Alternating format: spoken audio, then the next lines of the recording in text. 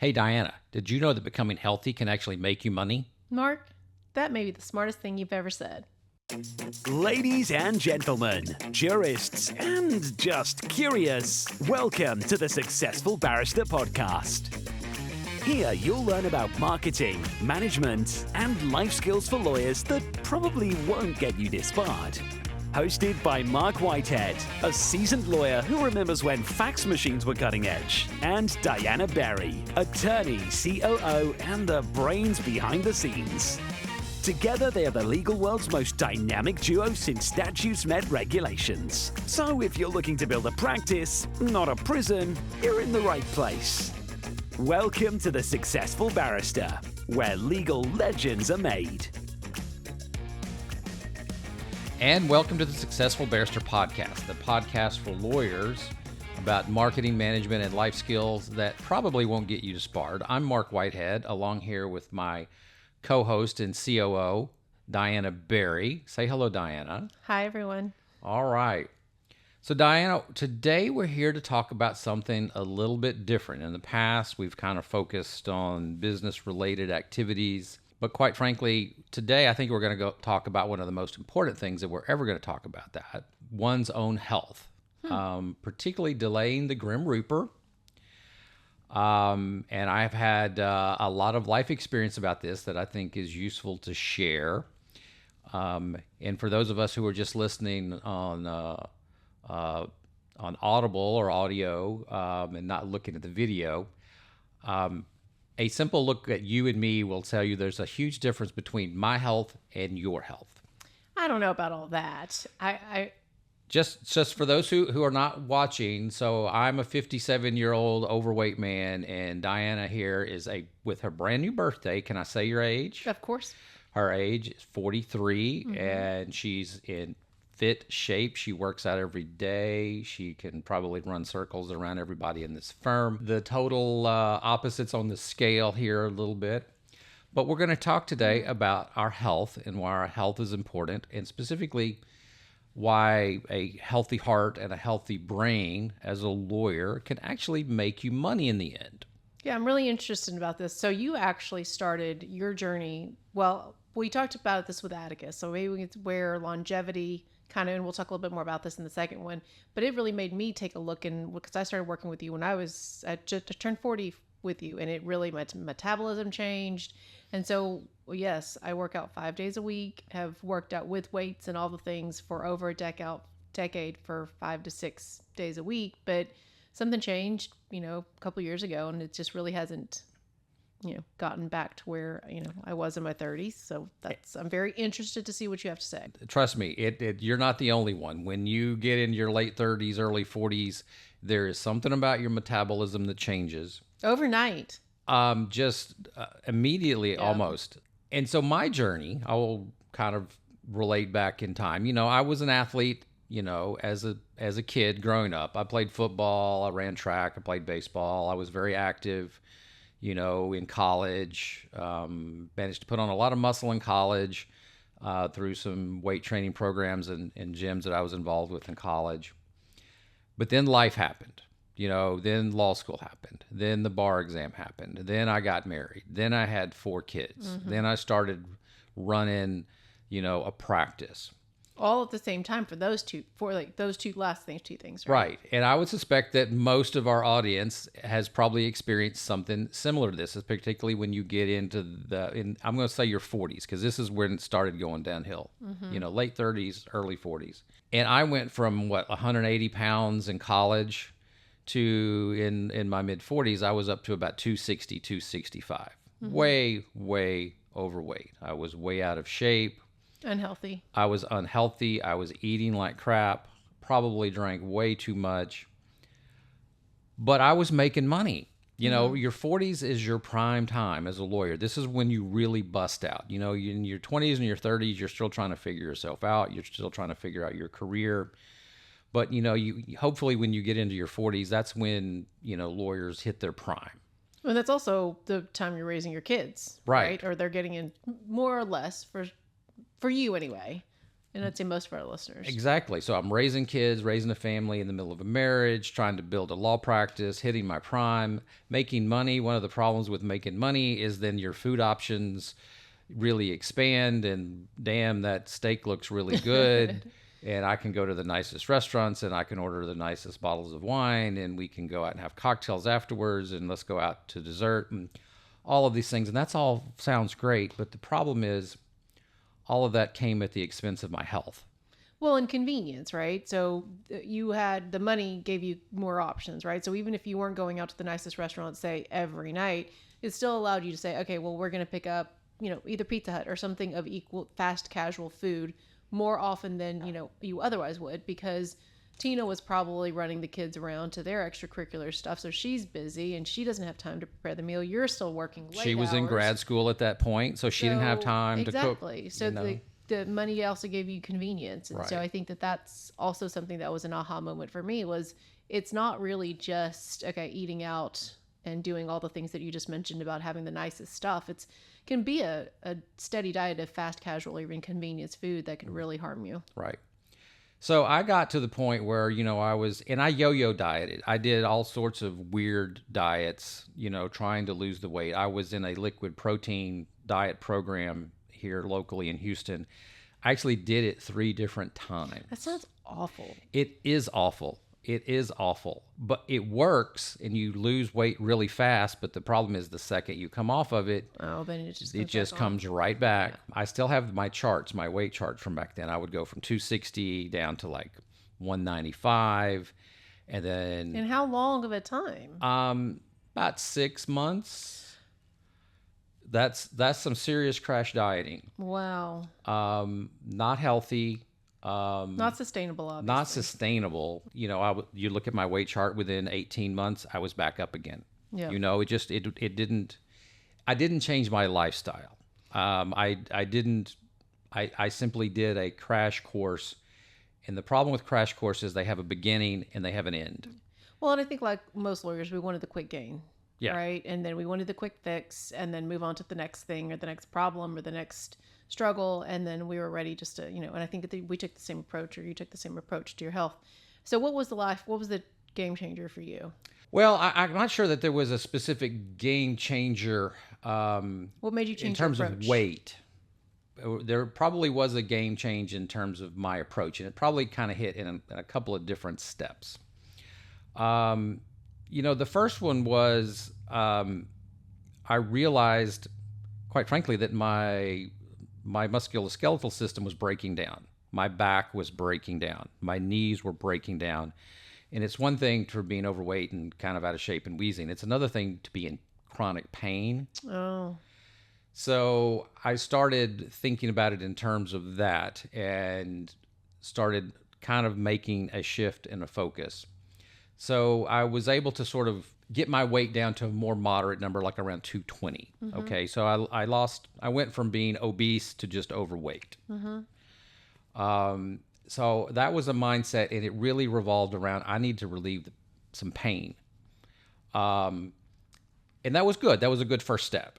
Okay, but it really didn't get to the next step, which the next step was Dr. Jeffrey Life came to an Atticus program. This was pre your time, so this was pre-pandemic. So this was probably about 17, 18, somewhere in there. And he gave a tremendous presentation about why most people die. So it's one thing to think about your health, but it's another thing to think about dying. Your mortality. And he kind of phrased it this way. He gave the example. So first thing was 800,000 people a year die from cardiovascular disease, some form of heart disease. Wow. And people don't think about that. And his point in the presentation was, this is almost 100% preventable. And I'm like, what do you mean heart disease is preventable? And he starts giving the examples. So at the time, who was it? Luke Perry. Yeah. The TV star from 901. What's 90210? 90210. Yes, that guy, Luke Perry. We're the same age. Mm-hmm. And he just dropped dead at age 52. Oh. Tim Russert, who used to be the anchor on Meet the Press from NBC, again, dropped dead in his mid to early 50s, just dropped dead. Neither one of them had any known health problems. And one of the things that Dr. Life mentioned was that half of the people who have a cardiac event for the first time don't survive it. Oh, wow. Half of them.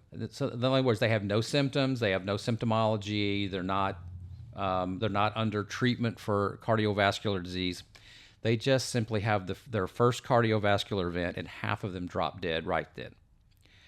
And all of that sort of struck home with me. So he went on to explain the mechanism.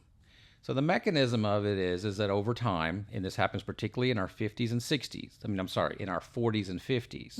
40s and 50s, let me rephrase that. Stuff that happens in your 40s and 50s, how you take care of yourself, dictates how your life is going to go in your 60s, 70s, and 80s and beyond if you make it that far.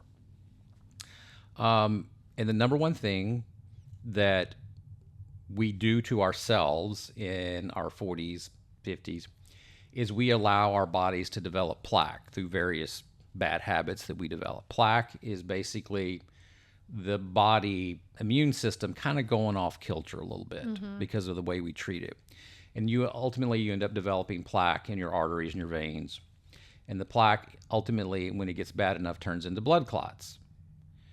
And if a big blood clot hits your heart, you have a heart attack, and you may or may not survive it. Okay. If a big blood clot hits your lungs, or if it hits your brain, you have a stroke. You may or may not survive it. And then here's the thing that really struck me, and this was a personal thing. He said, but you can have a lot of small blood clots that form in your body because of plaque. And those small blood clots, they don't cause a heart attack, they don't cause a stroke. What they do is they filter into your brain. And they begin to accumulate in your brain. And over time, what happens is you develop a condition called vascular dementia, which sounds a lot like Alzheimer's, but it's not Alzheimer's. It's simply vascular dementia. The reason that struck home with me, because that's what killed my grandfather.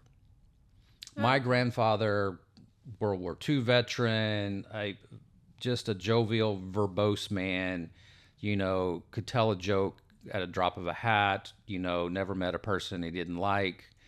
Everybody was his best friend, was just a really outgoing, jolly sort of fellow. But the last 10 years of his life was pretty miserable. And he had vascular dementia. And I never at that point had understood what vascular dementia was. All I knew was my grandfather had it. It totally changed him. The last 10 years were tough.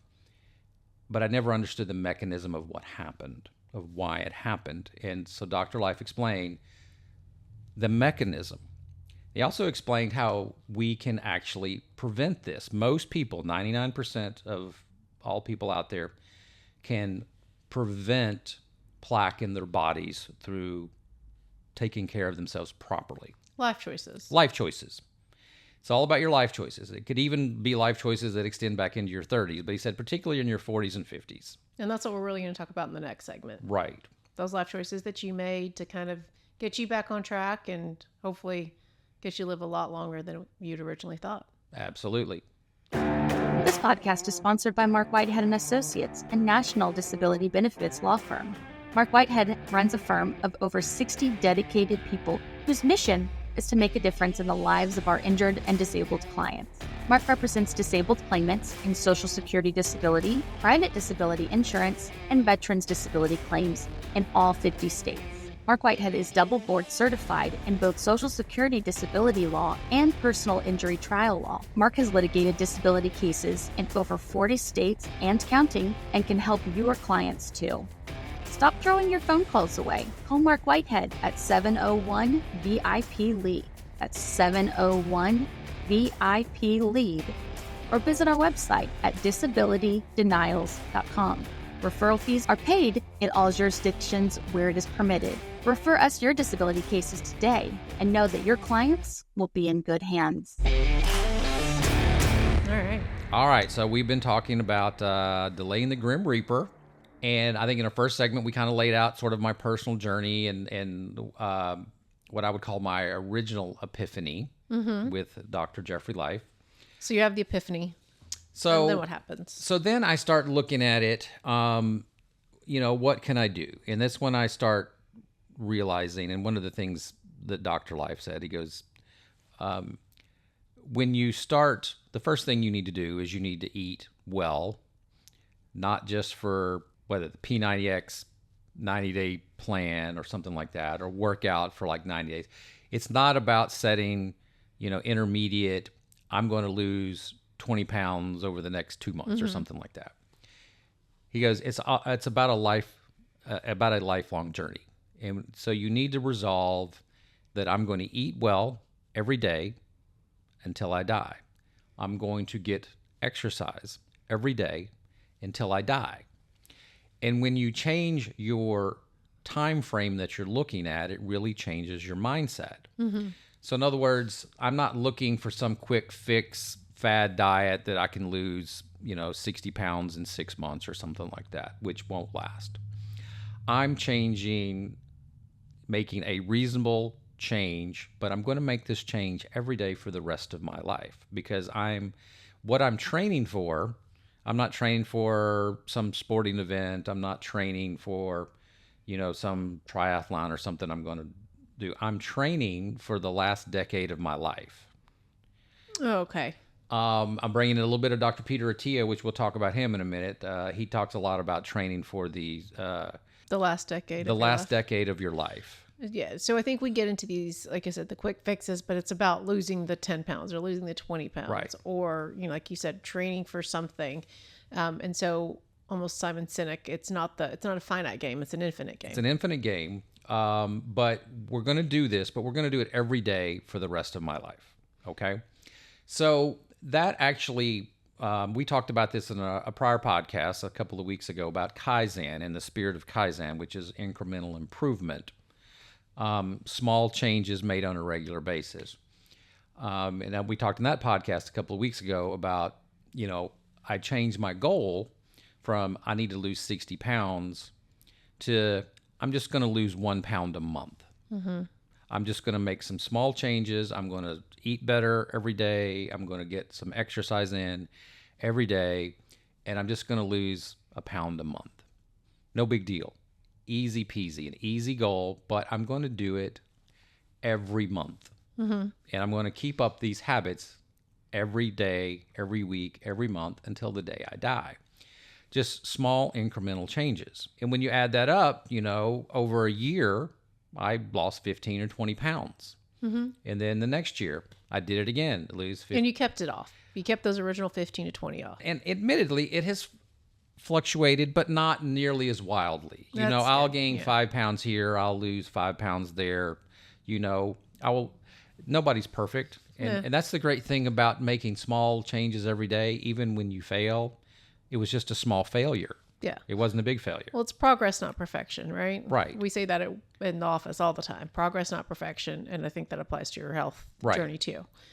So I just, I started, and this was right before the pandemic. So that's one of those great demarcations in your life. Where were you before the pandemic? Pre Where or were you post, after the pandemic? Yeah. Right before the pandemic, when this sort of really started.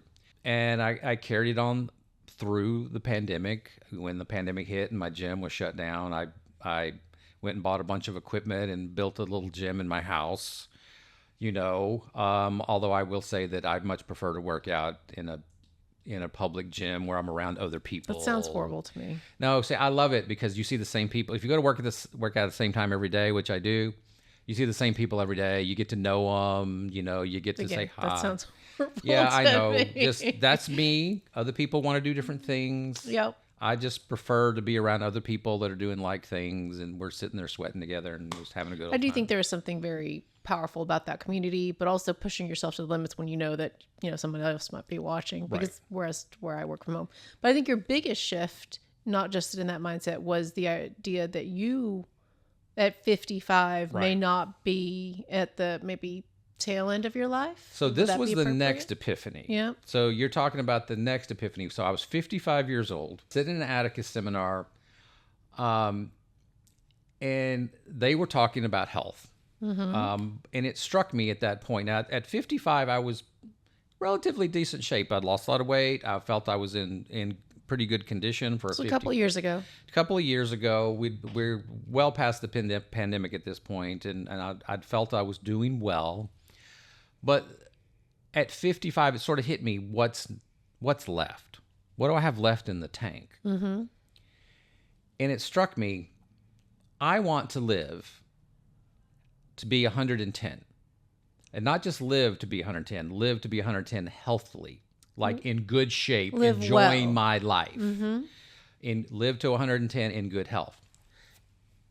And that was a great epiphany for me, because what that meant is I'm only halfway done. You know, I was sitting there thinking, I'm 55, I'm close to retirement. Like, no, I'm not even close to being done. I have so many more chapters to write in my life. I have another 55 years to go. So I was sitting with you, and so to back up, I truly thought, no offense to Mark Powers and Steve Riley, they had jumped the shark, but I was sitting with you in this Atticus session. And the idea is that in the next 10, 15 years, I don't know, both medicine and AI, with those two advances, that we may extend our lifespan if you get to that point in 10 to 15 years, if that's the right number, in a healthy way. You could truly expand your lifespan to where 110 doesn't sound as ludicrous to some of our listeners as it did to me at that time. Did I phrase that well? Yes. So the point that they were arguing, and there is a school of thought within the longevity community, which is a medical community which has its fringe elements, but it has its mainstream elements, that over the next 10 to 15 to 20 years, there will be medical breakthroughs to the point where we will be able to extend life beyond, in a healthy way, beyond what is normally considered typical today. Exactly. What we would say, whatever that number is, what our lifespan is for right now, we can expand that to maybe another 20 years. But the trick is you have to get to that point in time when the medical community makes its advancements in a healthy way, right? And so that's where that was like you said, an epiphany. Right. That was the epiphany. And, you know, the opposite of that is simply, well, what the hell do you have to lose? So what if you maintain your health and do all of these wonderful things to change your lifestyle, and there are no medical breakthroughs? Well, big deal. You haven't lost anything. You still have led a great life. So why the hell not? Exactly. Why not take this journey? So one of the first things that I changed when I had this epiphany at age 55 that I was going to live another 55 years, I've always had this crooked overbite in my teeth. And I never had braces as a kid. I kind of grew up in the country where the braces just weren't a thing. And I never fixed my teeth. And my wife was like, why don't you fix your teeth? Why don't you fix your teeth? And I'm like, yeah. And she was saying something to me about it. And like, I'm 55 years old. I'm too old at this point. It doesn't matter. And then I had this epiphany, and I'm like, wait a minute. I'm 55 years old. I have 55 years left. I should probably go fix my teeth. Yeah. I changed my mindset. Well, and dental health is so important for living well in the last decade of your life. It is. You want to keep some good choppers going. But this was more about just the bite. So I went and did the Invisalign thing, which I never would have done had I not had this epiphany. I started rethinking my retirement plans. Like, am I going to retire at 65? And I'm like, no, I don't want to retire at 65. I enjoy what I'm doing. I'm having a good time. I like being around the people that I work with. I like my client base. I enjoy everything about what I do. Why would I want to retire? So I started rethinking the firm's succession plan. I started rethinking my retirement plan. Hey, if I'm going to live to 110, I need to make some more money, because I need to fund, I can't run out of money at the end. We've had this discussion. I'm like, Mark, what are we doing to make sure that if you want to truly live to 110, what are we doing now to make sure that the firm can support yours and Tina's lifestyle for that long? And right. It's a very real consideration when we talk about the firm's business plan. So the other thing that starts hitting you is, I don't want to be by myself when I'm 110. I want to bring my friends and my family along with me. So then I start talking to other people. I start talking to my spouse about this. I start talking to my friends about this. Hey, let's get on this journey together, because I don't want to be by myself. I want to take my friends with me. I want to take my family with me on this journey. So It all revolves around opening up the mind to the possibility that you're not at the end.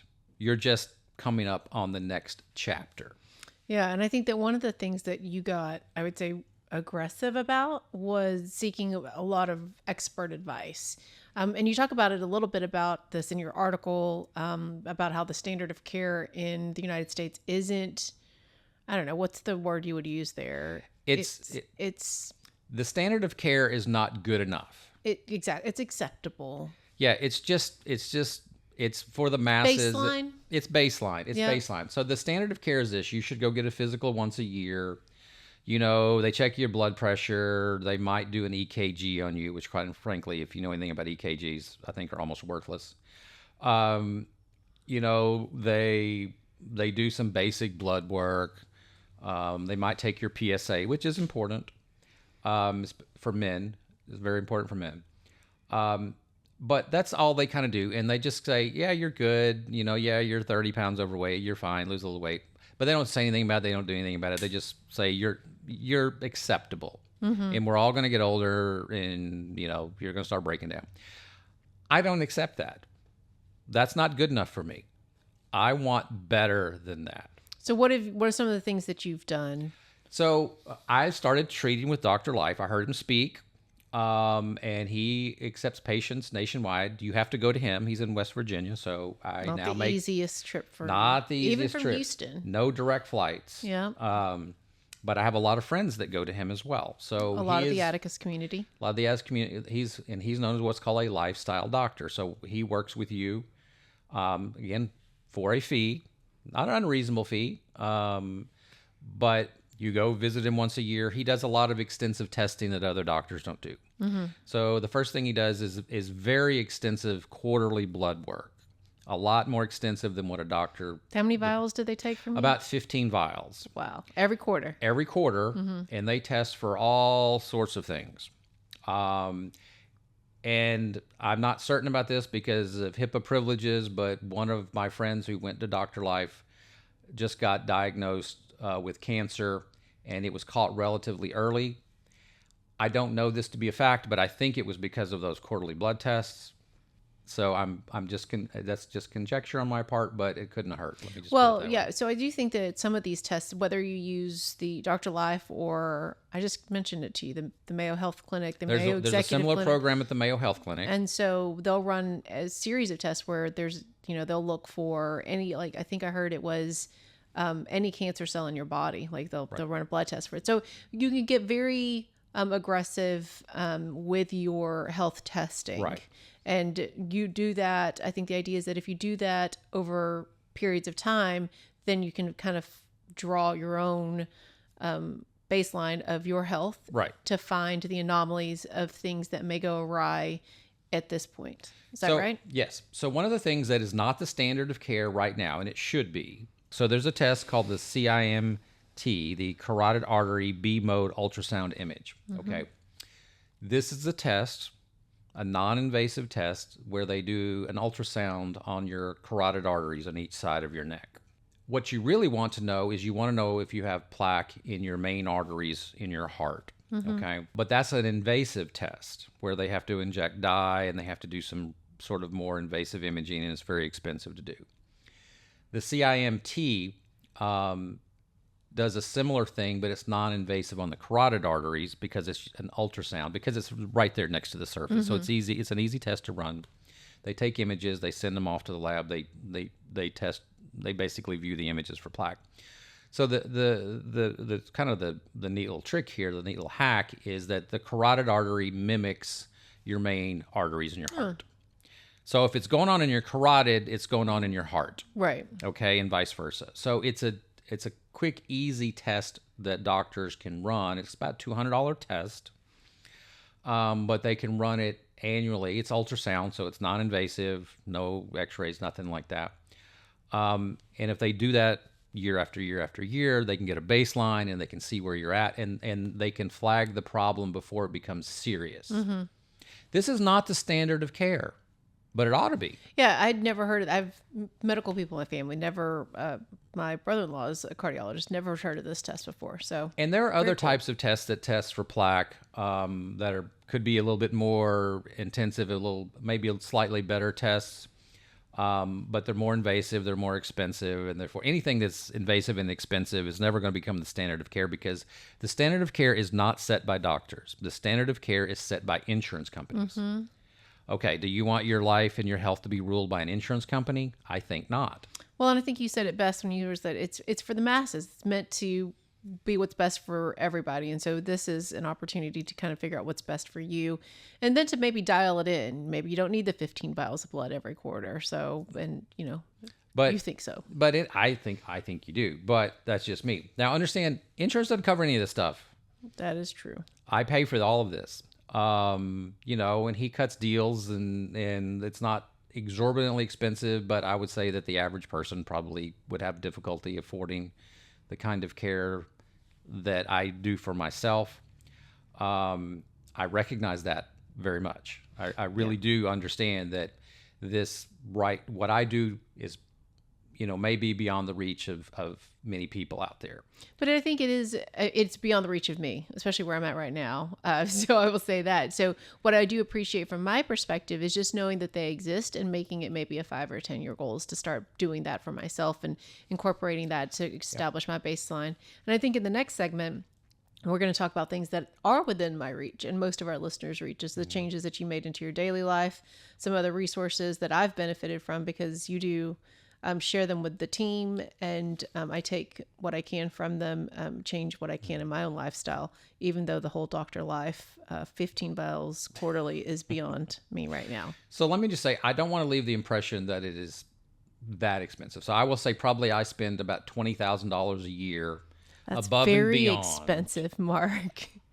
I get it, but it's not $100,000 a year either. So, I think it depends on where our listeners. I do think we've said this before. I think our listeners fall in probably one of two categories. They are they got their own practice and they're trying to figure out how to maybe get out of the prison that they built for themselves. And, they're probably thinking 20,000. Yeah, I can do that. Or they're kind of in my era where, we're about almost 20 years out of law school and we're like, okay, what's next? How do I continue to either grow wealth for my family? How do I become a better, practice owner? How do I become Mark? And we're thinking $20,000. Do you know how much private school tuition is in Houston? No. So I will tell you at the end, we'll talk about this a little bit at the end, but there are 2 books written by or near the people that I'm talking about, which probably are $30 a piece. If you get these 2 books and read them and follow their instructions, you can get most of the way where I'm at right now in terms of what I spend. Yeah. So I'm going to pick your brain in our next segment, see if I can get some more golden nuggets to better my health at not $20,000 a year. This is Marc Whitehead, lawyer, entrepreneur, and business coach. Thanks for listening to the Successful Barrister podcast. We have a blast making it and hope you find value in our podcast. If we've stirred your juices, hit me up with an email at marc@marcwhitehead.com. Marc is spelled with a C. And get on the Successful Barrister newsletter mailing list. Even better, let's set up a call. I would love to talk to you about working together, talk shop, or just shoot the breeze. And we're back. With some resources for our listeners, I think. Okay. So a couple of things I wanted to talk about. And again, a lot of this has to do with my journey, which is the best I can do. But I do think that these principles are probably applicable across the board. One of the first things I realized, I had high blood pressure. That needed to be controlled. Mm-hmm. And my main doctor, never really said anything about it. He goes, it's a little high, but you're okay. You're not that far. So my blood pressure would run in the 130 over 85-ish, somewhere in that range, which is technically is high, but it's not really high. So most doctors will just ignore it because, again, the standard of care is not to be that aggressive with things. Dr. Life, my lifestyle doctor, pointed out, even a moderate amount of high blood pressure over time, over a decade or 2, can be deadly. Mm-hmm. So, and quite frankly, it only gets worse over time if you don't deal with it. So if it's 130 over 85 now, next year it could be up to 140 and blah, blah, blah. And you just don't want to let that kind of creep up on you. So the first thing I did was to, I have to control my blood pressure through medication. And frequently people do. I mean, you want your blood pressure to be below 120 and below 80 on the second number, which I think is it the systolic or diastolic? But either way, you want it below those numbers.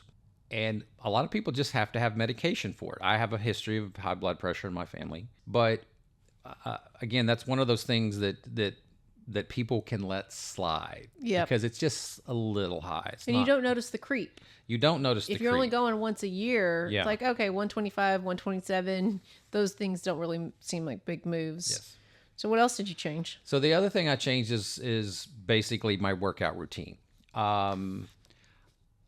I used to think that to lose weight, you just need to do cardio. I didn't understand the value of building muscle. And I also didn't understand how protein plays into this part. Okay. We've talked a lot about We've this. talked a lot about protein. Most people don't get enough protein. Most people eat too many carbs. Okay.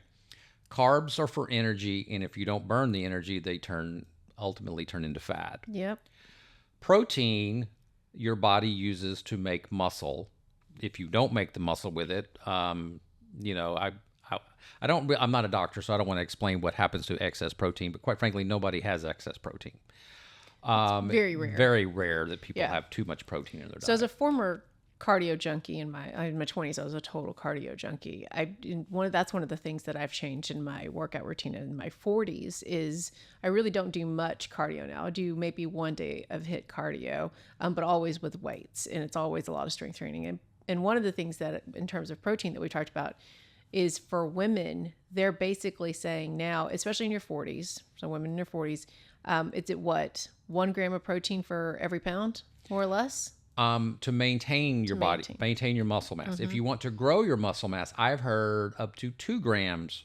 I've heard 1.5 for women. I think it's 2 times for men. So how do you get that much protein? Well, I will tell you, my cheat is I do prepackaged protein shakes, which again, any trainer would just faint because they all think you've got to make your own protein shakes and, do the egg and all that crap. Well, I'm not going to do that. Yeah. I'm all about convenience. So sometimes second best is good enough. So yes, I buy over-the-counter protein shakes. Yes, they probably have a little bit too much sugar in them, but good enough is good enough. Sometimes the done is better than the perfect. And I'll take the over-the-counter protein shakes. I try to drink 2 a day. And my protein shakes have 42 grams of protein in them per. So I try to get 82 grams. Yeah, no 84. product placement here, guys, but it's what, Power Core? Core Power.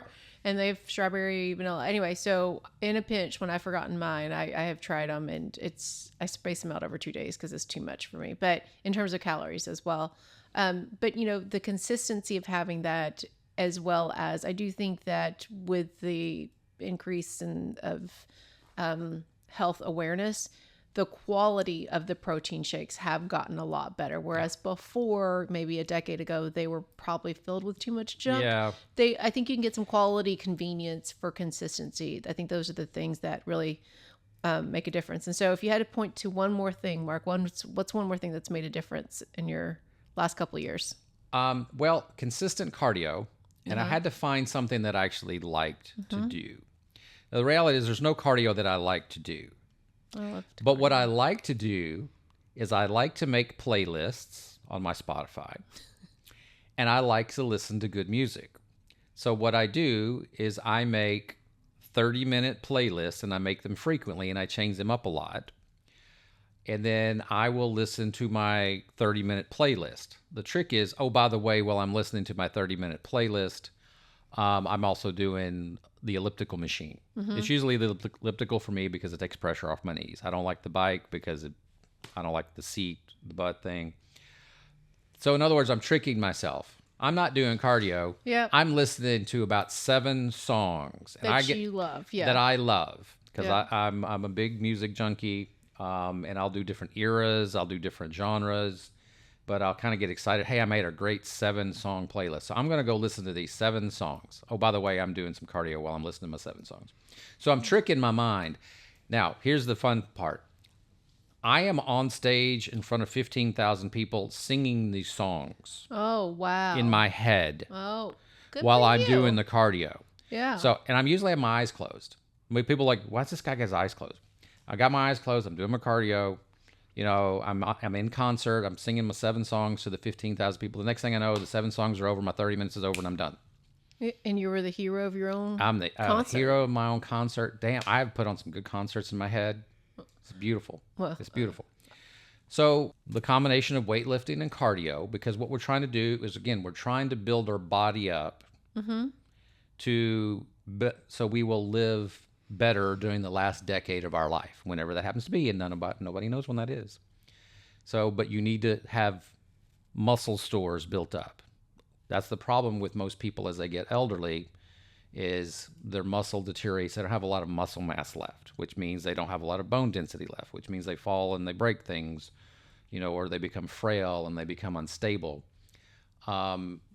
Building up the muscle mass in your 50s, your 40s, 50s, and 60s dramatically improves the quality of your life in your 70s, 80s, and 90s. So remember, you're planning for that last decade of life. Got it.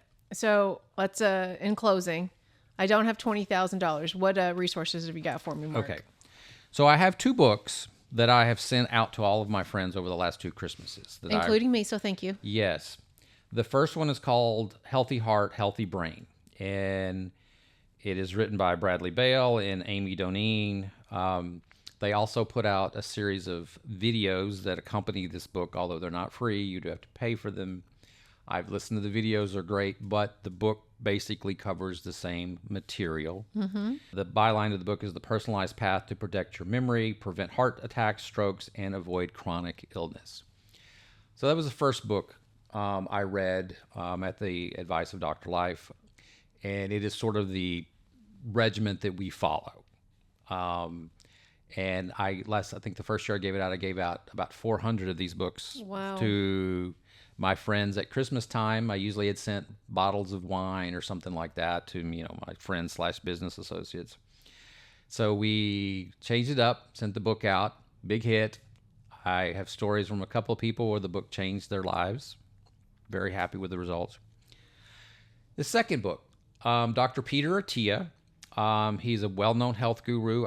Number one, I'd recommend his podcast. Attia is spelled Attia. He has a podcast that I listen to on a regular basis that is excellent. He wrote the book Outlive, The Science and Art of Longevity. He is one of the longevity type doctors that is in the mainstream, that's not in one of the fringe camps out there. So I think what he says you can trust. He has a great outline of the book of what he calls the 4 horsemen of death, the 4 things that cause most people to die, and how you can delay those things. We're all going to die, but you want to delay those things that cause you to die as long as possible. You want to delay those into your 90s, your 100s, your 110s, not in your 60s and 70s. Well, and I think, like you said, it's when you do get to that decade of your life, how healthy are you? And, I've listened to some Attia, and it's he takes a hard stance on alcohol. Oh, and they all do. Well, I say, I think there's some other people that are a little bit more like, okay, 1 or 2, but Attia is like none, none at all. I know. So be prepared for that, and be prepared. They're about 3 hours long. So, Marc, this has been really eye-opening. I always learn a lot when we talk about longevity. So I'm not all the way. I don't have $20,000, but I think it's very cool learning about your journey. So thank you for sharing with us today. So my main point that I want to leave everybody with is you have to take charge of your health. Absolutely. You can't let your health happen to you. You have to take charge of it. And there are certain things that you can do. And just understand, the standard of care in America today is set by the insurance companies. Don't let them set your personal standard of care. You need to be aggressive about it. You need to take extra steps. You need to study the subject. You need to learn about it and figure out what is the best plan for you personally moving forward. And if you think we've jumped the shark, please email Marc and let us know, because he loves talking about longevity. So I want to know what you guys think about it. All right. With that, I want to thank you for listening to the Successful Barrister Podcast, where legal legends are made. I'm Marc. And I'm Diana. And together we're the dynamic duo of law. Remember to rate and review us wherever you get your podcast. If you enjoyed this podcast, tell your friends, spread the word. We would love to get this podcast out to as many people as possible. Visit us at thesuccessfulbarrister.com. Or just successfulbarrister.com. I know, successful, not a the, just successfulbarrister.com. And hit me up with an email if you have some comments or questions about what we've had to talk today. My email is marc@marcwhitehead.com with a C. And don't forget to visit our sponsor, my law firm, Marc Whitehead & Associates, a national disability law firm at disabilitydenials.com. And with that, we're out.